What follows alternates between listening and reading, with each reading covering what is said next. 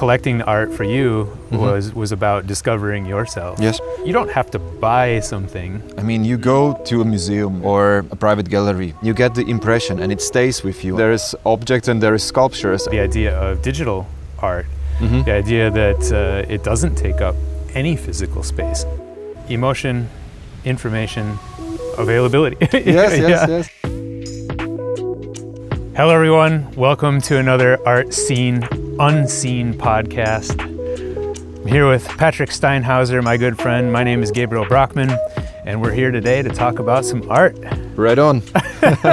We're trying something a little different today. Yes. Obviously, you see we're not in a echoey gallery space this time. Windy outside situation. New challenge, new challenge. Yeah.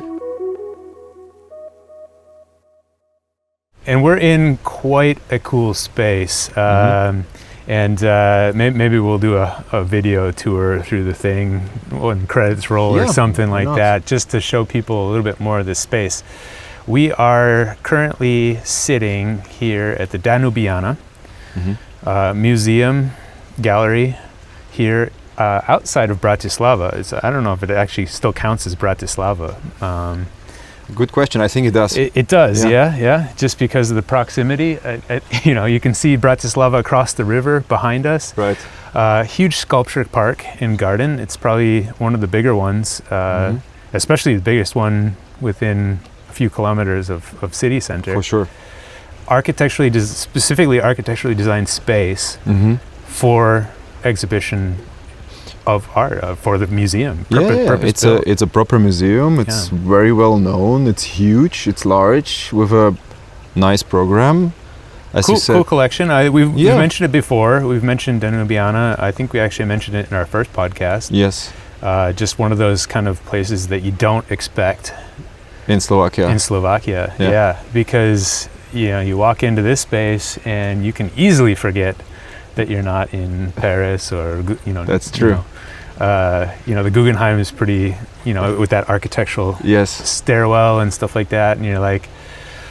It's also an interesting space because you literally are sitting on the Danube River, so it has been built to have, as a spectator, as a visitor, you should have this feeling being on a boat. Yeah. Surrounded by art, which is, I think, very, very unique in what I have seen. So far. Obviously, we have very nice museum concepts around the world. This one, I mean, we have to always be sure that there is private museums owned by private investors and big collectors that would like to show their own collections. And then there is the state institution museums. I think this is a mix of both. It's partly owned by state, partly some private financed. I think so. Yeah. Exactly. So there is a part of a permanent collection which you can see all the time. Like I think they're open 7 days a week or 6 days a week or something. And then there is this exchanging exhibitions. There's 2 smaller rooms and 1 large double floor room for the bigger names, I would say. And I have seen already some quite interesting. I think the last one that was quite interesting was Hermann Nietzsche. Hermann Nietzsche Foundation was here and exhibited in the huge space. Very good one. I've seen in the smaller space Adam Shakovi, which is an artist that we have already mentioned. Yes, it was also curated by Michal Stolarik, a very good curator, contemporary art curator from Slovakia that makes his name also abroad, I would say. One of my first experiences with Slovak art was actually here. Was it? And one of my favorite artists, Slovak artists, is Čutek. Juraj Čutek, and he does these whimsical sculptures with combination of found object and fixtures, and then he sculpts on the wood and bronze and really, really cool stuff. But he had an exhibition in that same wing where actually he had also the small rotating section. What do you like about his work? Like, what is it in particular that you? Just the whimsy, man. The whimsy is really the thing that gets me. I think when I see somebody doing something creative, it makes my brain just start going yes, over and under and does it around. influence your work as a how do sculptor as well? I haven't yet done a whole lot with found objects. I did a sculpture back when I was doing this multimedia exhibition. I had a tree that was made out of rebar and concrete, reclaimed from old building sites, and it had these ancient nails, which Really? looked like mushrooms on the floor. And it was this tree, and the tree had these big leaves that were made with pantyhose stretched over them. So they had a projection screen. So I had a projection coming up from the bottom. So I was doing some crazy stuff. And it was huge? Yeah, it was tall. You could stand under it. Even you could stand under it. You're a bit taller than me, but yeah, the leaves would be like above your head. So it wasn't quite this scale. Yeah.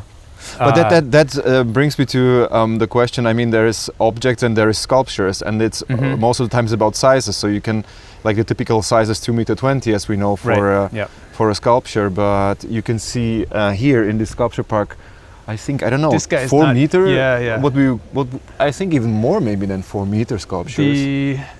The Polag I think it's 5 meters?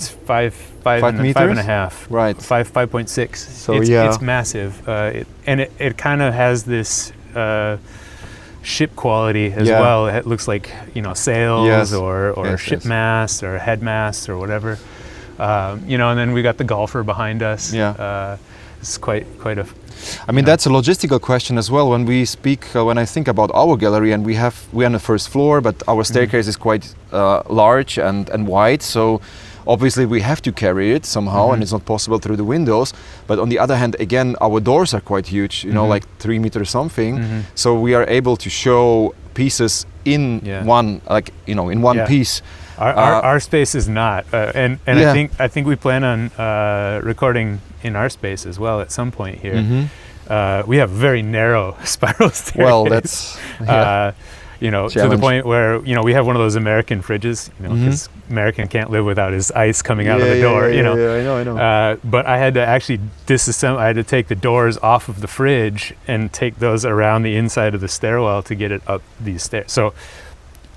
Yeah. An American fridge is too big to go up our stairs, and that's not huge. No, it's not. It's 180 maybe. Yeah. It's definitely not. It's definitely not 220.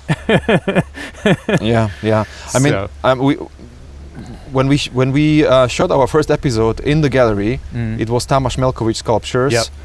If you remember, an artist we work with from Hungary, from Budapest, he showed together with Genevieve Capitanio from Switzerland, and these pieces were.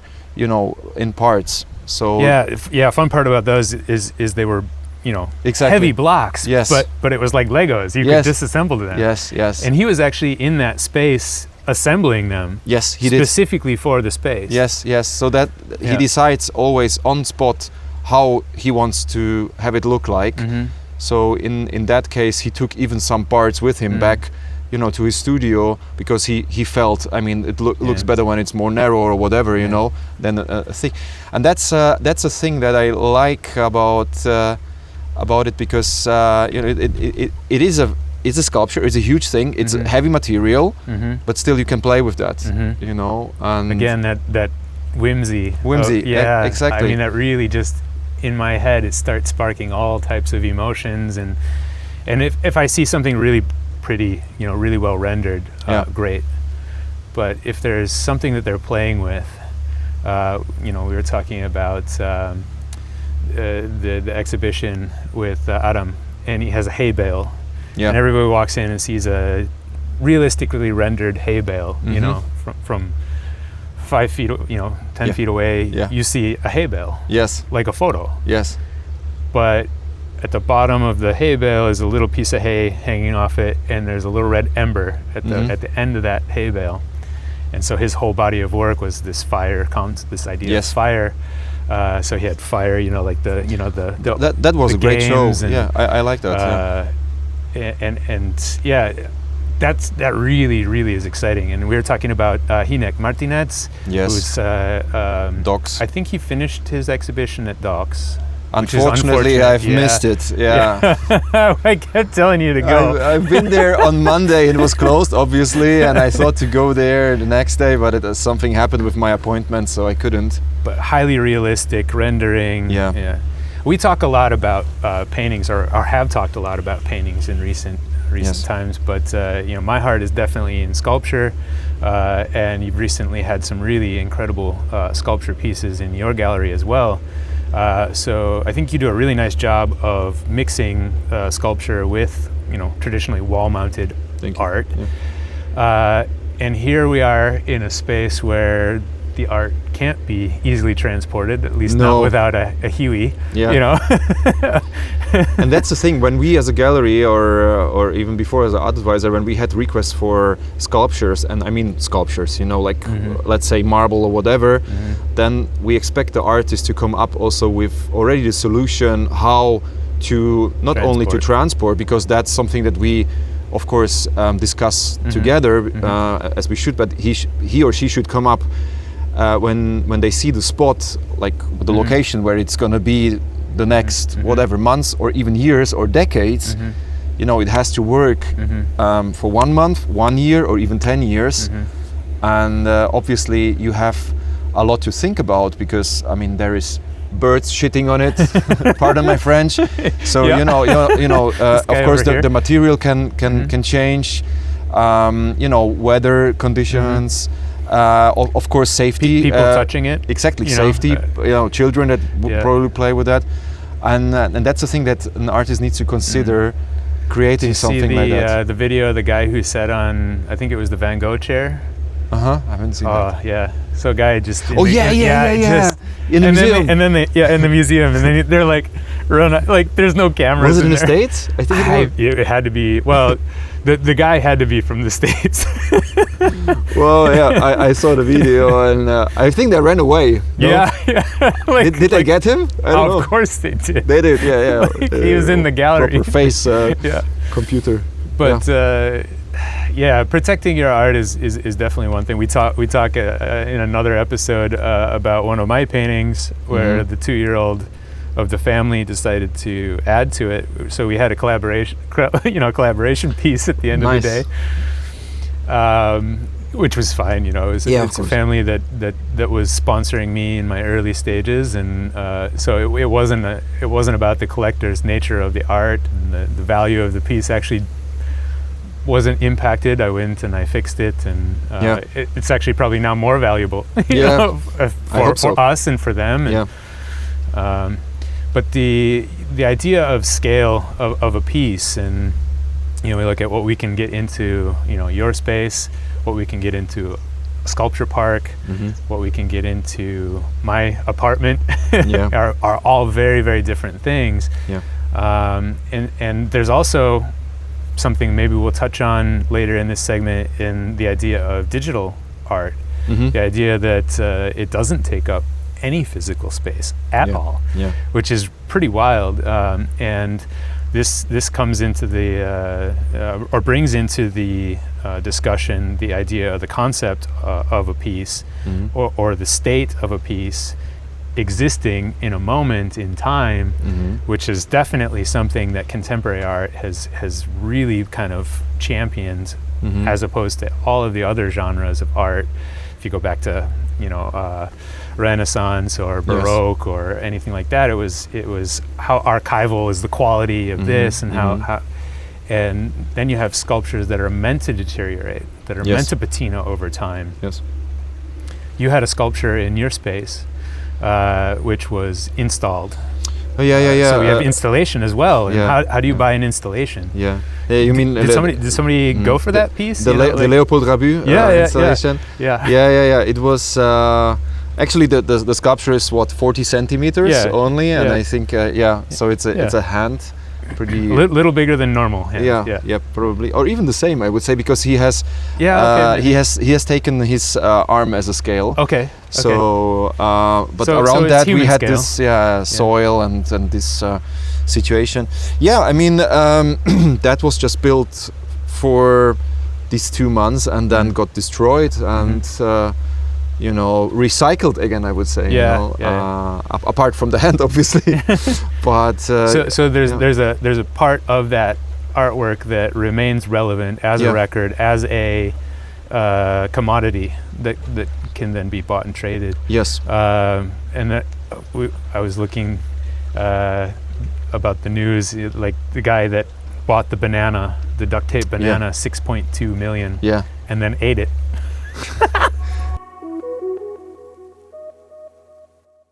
All right, here we are at the Art Seen Unseen podcast. My name is Gabriel Brockman. I'm here with Patrik Steinhauser, and we're talking about the scale of art and how vastly different it can be, and not to worry so much about the scale, but do what works for you. We talked about the logistics of moving art. We talked about the ephemeral nature of a piece. So we have this. We were talking about this piece that had an installation with some soil and some like basically a garden, and the rest of that kind of goes away at the end of the exhibition, like the extraneous bits, and there's an artifact that remains.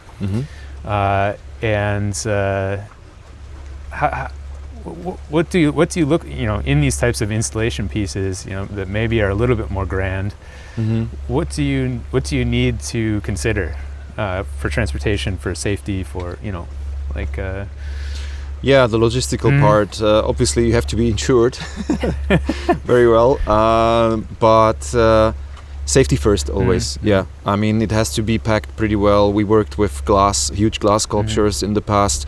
There is a special company, for example, that knows how to handle these. So I wouldn't probably book another company that has never worked with that. So it should be, you have to have your people, your suppliers for the special medium, and it can be everything. I mean, we talked about this sculptures from Tamas Melkovic, and the white one from episode 1, for example, that was limestone. So it had a certain price. It was sold for a certain price. But if he would do the same sculpture, just probably change a little something that he wants to change in marble, I mean, that would be probably 10 times the price.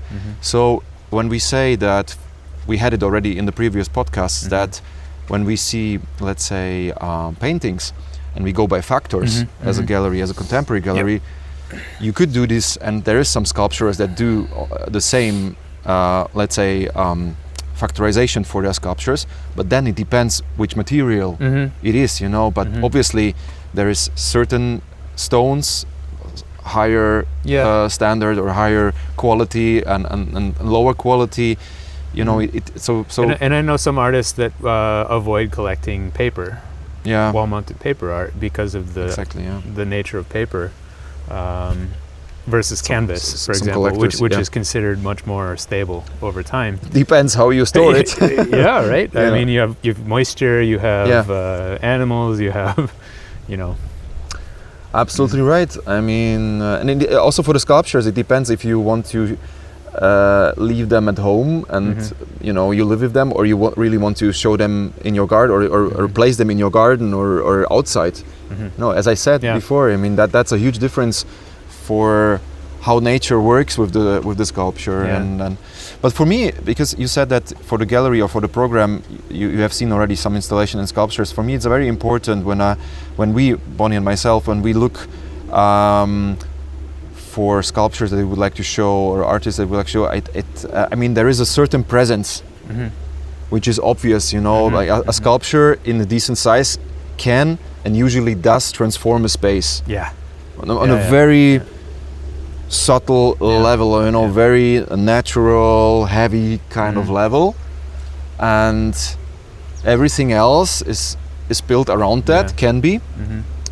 And that's something that always, even stays in your mind. If I go and see sculptures, this garden is completely different than the other gardens in the city. Even though, some of them do have objects of art in them. There's actually a small one. I don't even know what the name of the street is, but it's just off of Hlavné Mesto, the main square. It's kind of up behind, and it's behind the post office, the Pošta 1. and they contracted a sculpturist to do some large scale metal sculptures that they installed in that space. This one is, it's not like this garden was built around this sculpture.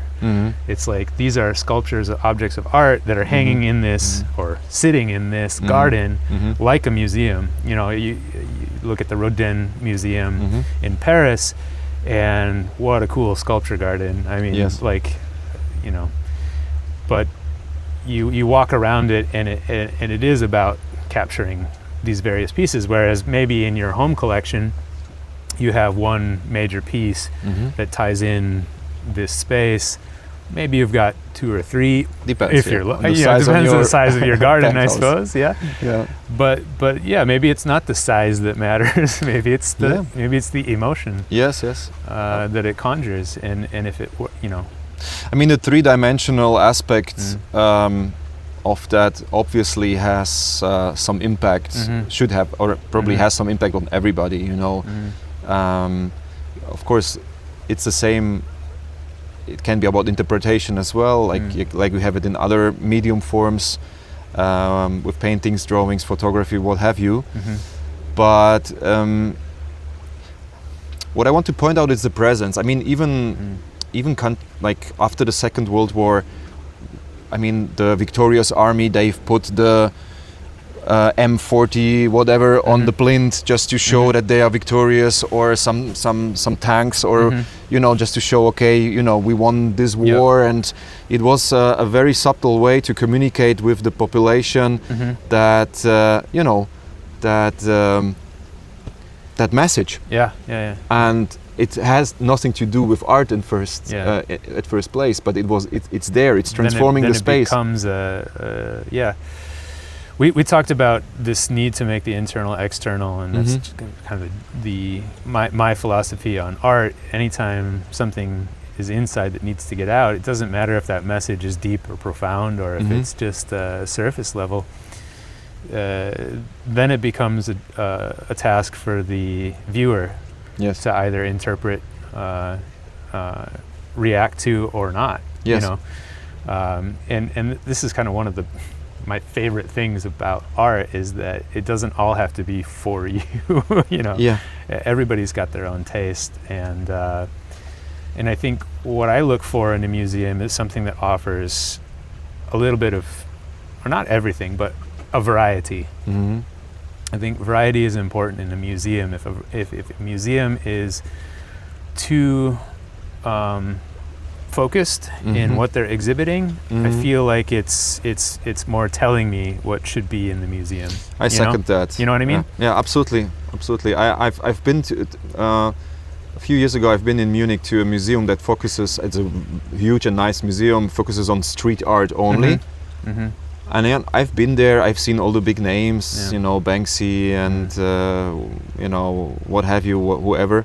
It's nice to see, but why should I go there a second time, even if they change the exhibition? It's gonna be the same stuff. Yeah. So, speaking of Banksy, did you see in the news? Apparently, as a journalist in, I think it was London, had his garden wall vandalized. Really? And he comes out and looks out, and he sees little green splashes, and a silhouette of a guy, you know, stenciled on the side of the wall. He's like, "Oh man, somebody vandalized my garden." He went out to the paint bucket and then they're like, whoa, wait a second, like, step back. He steps back, and he had this dead tree in his yard. Oh, okay. And Banksy had, like, you know, when they suck up the paint and spray it on the wall. Yes. He had sprayed green foliage on this dead tree. It was like, where was it? In the UK? It was in UK, I think. Okay. Yeah. And of course, and he claimed, somebody, like, I think that might be a Banksy. Yes. And so he started digging around, and Banksy was like, confirmed that it was him. Whoa! And so guy. Now he's like, what the hell? Yeah.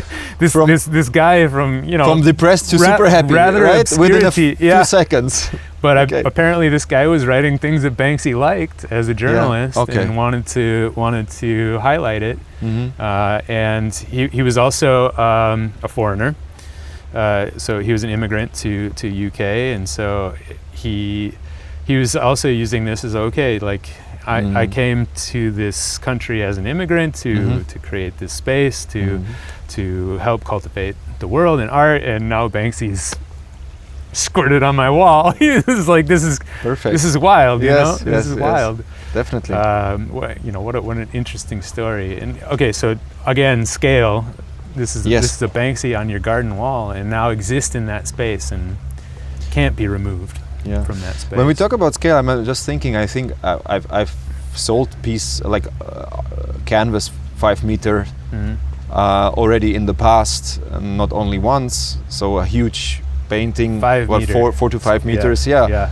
I mean, I did, but I can't remember that I have sold a 5 meter sculpture. I think I didn't.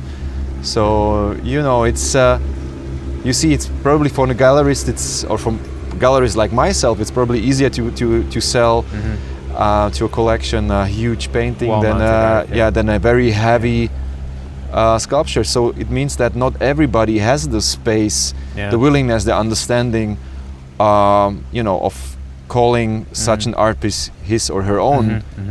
And I've been with Bonnie recently. I think in April we've been to this huge collection in Prague.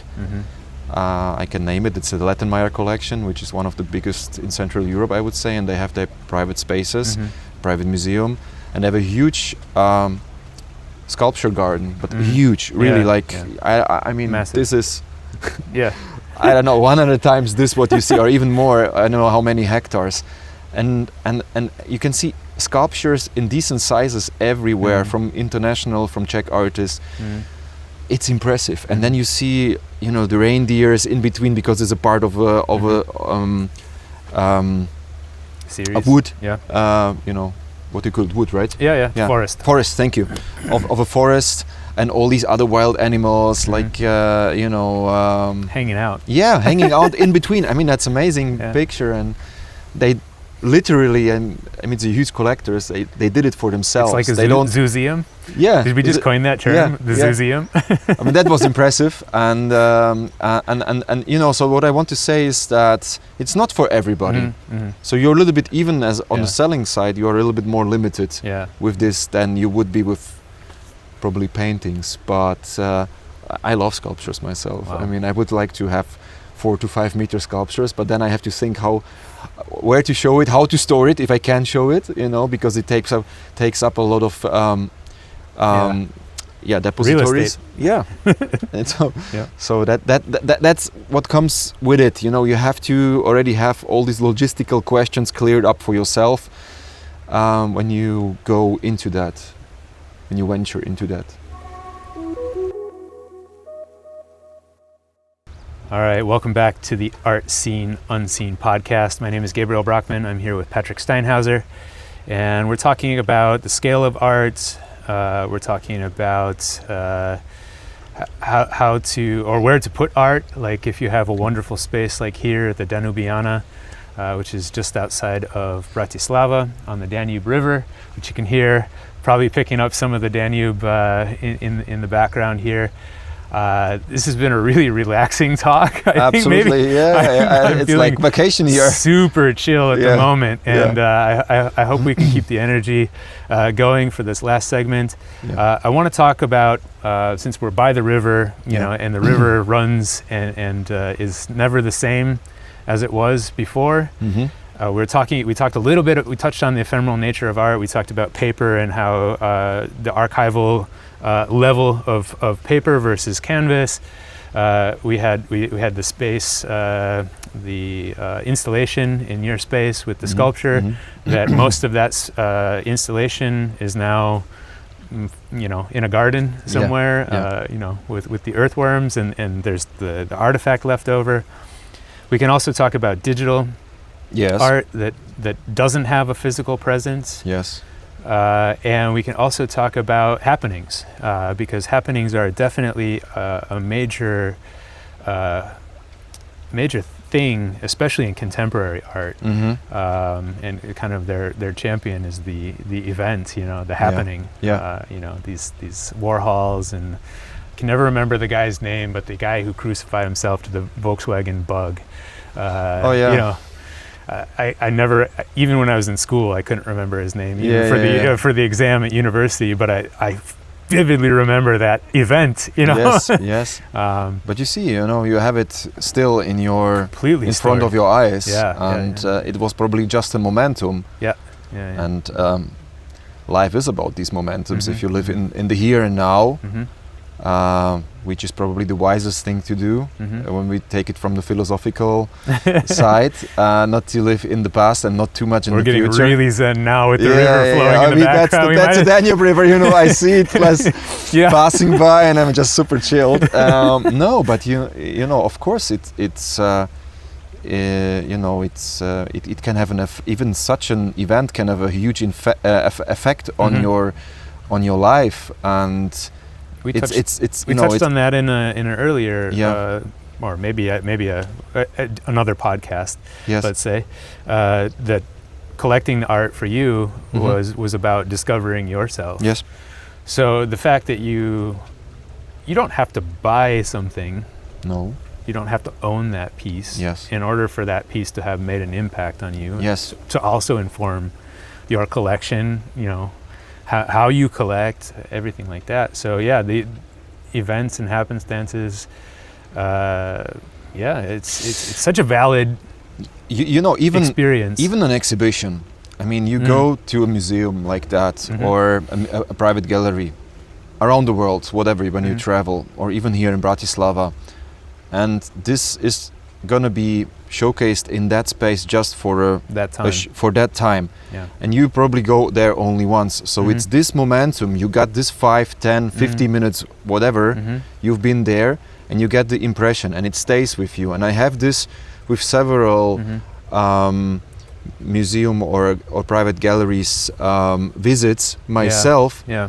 And of course, obviously, I'm never gonna call this piece or re-experience it, and even call this piece that I loved seeing there of this particular artist mine, due to several reasons. It's not for sale, like in the proper museum, or it would be too expensive for my budgets, for example. But this momentum stays with me. Yeah. It has influenced me. It has probably influenced even the way I think about my own collection, about the gallery program, about what I want to see in an artist or in the medium that I have seen there, probably. So going back to that first Chutek exhibition that I saw here at Danubiana, walked in, was hooked, absolutely hooked. I think there was even a fisherman in that sculpture of a fisherman. He has always got crazy things. Got these guys in submarines, you know, where they got the bottom half of their legs hanging out. This thing looks like a submarine, and then recently my wife for my birthday got me my first Chutek sculpture. So I am now I can proudly say I collect and own a Chutek. Amazing. And I'm so happy to support that artist. Yeah, check. No, he's Slovak. Okay. But definitely that experience, I wouldn't have known about Chutek if I hadn't come to probably Slovakia. But what a cool experience, like you said, that sticks with you, that remains with you long enough that it comes around where you walk into that gallery and maybe your circumstances have changed. Yes. Now you have the space to hang that 5-meter painting. Now you have the funds to buy that 5-meter painting. It's within your budget. It's within your collection. And if you hadn't had that formative experience, you maybe would be investing in something completely different. Absolutely. And you would probably miss something in your life. I definitely think so. Yeah. I mean, the least thing you can do going when you go to such a museum show or a gallery show and you know, okay, this is not for sale or I can't afford it. What I do, I buy at least the publication and I have it at home. I put it in my library. My library is growing, or our library obviously is growing. I can read about it every time I want to. I can revisit the paintings in form, you know, of this on these pages. So I did the same thing. Yeah. I have the Chutek. When we left with the Chutek book. It was a beautiful book. It was quite thick. It was Slovart Publishing. Very nice book and really high quality paper, construction, everything, and it was $30, $40, I don't know. Yeah. It was, you know, it was nothing, you know. Yes. But just having it, you know, looking at it, that inspiration. And even as you seeing said, it in the library every Yeah. time I walk, I mean, I walk Mhm. by, I was like, okay, that book and that book and Yeah, that yeah, one, I you know, I have it, you Yeah, know. yeah, And it's not, this is really not about collecting. Mhm. Like, of course, there's people who collect books, Yep. even rare books, very expensive books, and obviously there Mhm. is a lot of editions, art editions, and an artist can even, you know, do some special limited edition and, you know, draw something inside or yeah. stamp it or Yeah, whatever, or it comes with an artwork, a Mhm. lithography or something. Put that aside. Mhm. That's another story. That's great, Mhm. you know. But just having this in a physical 3D form, Yeah. you know, Touchable, analog, tangible, tangible, touchable. You can even smell the book. That's amazing. So I like that. with the rise of digital art or art that's built for virtual spaces, NFTs as Yeah. collector's items, and also I know for a fact that artists are building things in virtual space either as a digital twin Mhm. or as solely a digital artifact Mhm. that exists only in a digital space. And obviously we're not yet to the point where we can plug in, you know, and tune out. You know, we're not in Ready Player One Yeah. or anything like that. But having experienced virtual reality quite significantly, I did research in Mhm. making art inside of VR space for when I was working in a game studio. The impact that you can have from images inside of a virtual space are scarily analogous to real world space, to meet space, to actually Mhm. having those 3D objects. So you put the glasses on and you Mhm. enter this space, which is your own, you know, lobby or whatever. Yeah. You can decorate however you want. You can change what's on the walls. You Yes. I can buy a Banksy, you know, In that world. in that world, and put it on the wall. Okay, Banksy's not making digital art, but if he were, I get it. Yeah. there are other artists that are maybe not so famous making digital art, Mhm. but yeah, I think more and more It- digital twins will exist. I think this is the major thing. I think It if opens- you want yeah. this sculpture, which Yeah. is 4 meters tall, there's no way for you to logistically own that or have it at home. Yeah.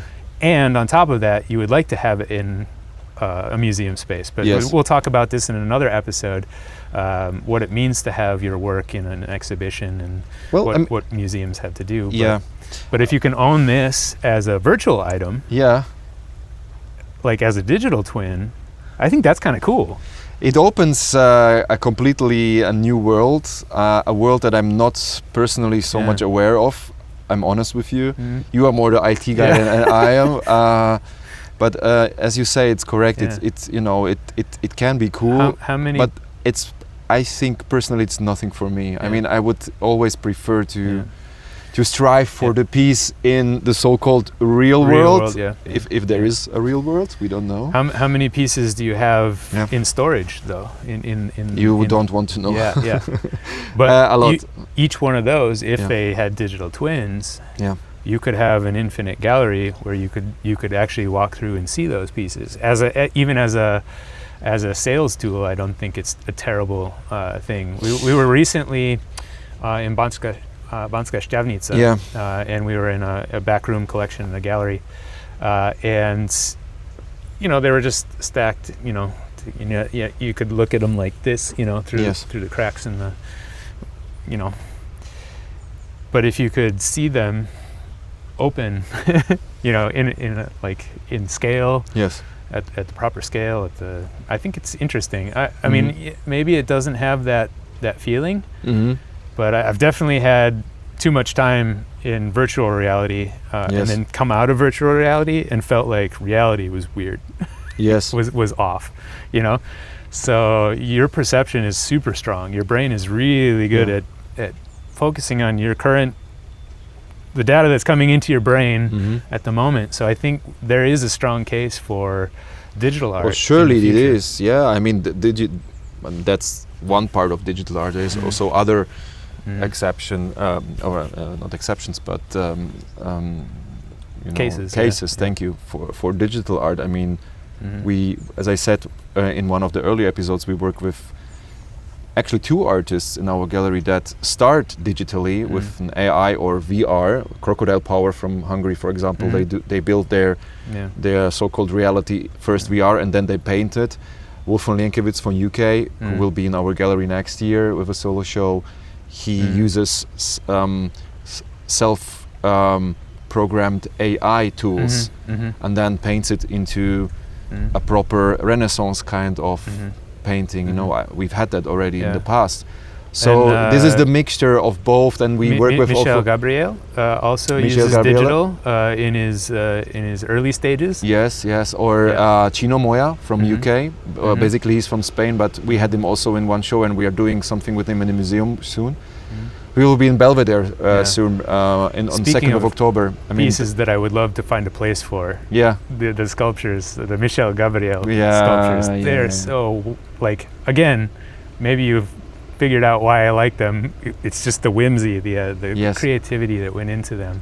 But see, one of them is sitting not on a plinth, but on a refrigerator, which we took out of some trash. It didn't exist before. Yes, it didn't exist before, and the future owner can get it like it is, and can decide if he would like to throw it away or leave it like that. I would definitely do it with the refrigerator. With that, me too. Because it just, I've seen images of both. I've seen the before, where he was kind of he was up higher. He was on a shelf looking down, and now he's on a small mini fridge. We call it mini fridge. Yeah. For like not college an American dorm room. one. Yeah. No. This is a college dorm room fridge. Yeah. And he's sitting on it, and it just looks like this is where this kid would sit. Yes. Yeah. So the space is super important. The space can be adapted, and I think even with wall-mounted art, it's okay to consider adapting the space for a wall-mounted piece. Changing where the lights are is definitely a thing that I know people do in their homes. Totally. We just got this new piece and blah blah blah, and but the lights are here and here. We need to rewire it, move the light. Yeah. Perfect. Yes. Yeah. Make it happen. Yeah. But this is about living with art in your space. Yes. And inside and outside as well, like here. Yeah. But I think the bottom line is that, and we've talked about protecting your art, making sure it's insured, making sure you're using the right transportation, also when you're purchasing a piece of art, who are you purchasing it from? What type of provenance comes with it? What's the volatility of the collection? Is this artist likely to never create anything again? Or create something that's worse than not creating something? So, or is this in the digital space? Is this part of an NFT collection that will? But it's a whole world of informations, and I of course I do get it that you need to have time and willingness to dive into that, and try to get the most valuable information for yourself to make a decision, which is based on trust. And that's something you have to engage with as a collector, no matter if you're a starting collector or if you are already collector for whatever 5th generation or it's always the same. It's the information or if that you're an institutional collector. Exactly. You are seeking for the information. There is different sources. We had it already in the past. You can go to museums. You can ask the galleries. You can have art advisors, curators of your own collection. But information is key, and then it depends what you do with that. Emotion, information, and availability. Yes. Means motive and opportunity. Exactly. And then snatch it. So thank you for joining us for the Art Seen Unseen podcast. My name is Gabriel Brockman. This is my good friend Patrik Steinhauser. Thank you, Gabriel. And we had a great discussion today. We have more coming up in the near future. We also want to highlight Marek Bartovich. He's our producer behind the scenes. And thank you for joining us. Hope to see you in the next one. You can find us wherever podcasts are found. Art seen unseen. Art seen unseen, baby.